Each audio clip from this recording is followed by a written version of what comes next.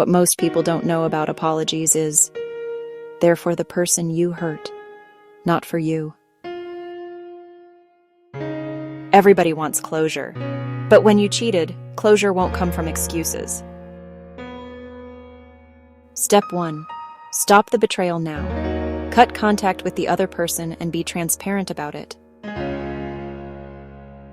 Step 2. Own it. Say, I cheated. I was wrong. No excuses, no blame. Step 3. Listen. Let them speak.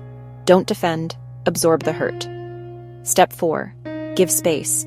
They might need time away. Respect that. Step 5. Ask how to make amends.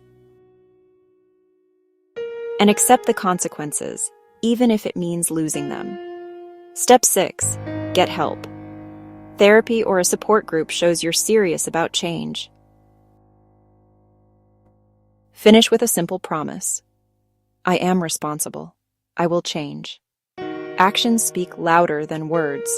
Apologize to heal them, not to soothe you.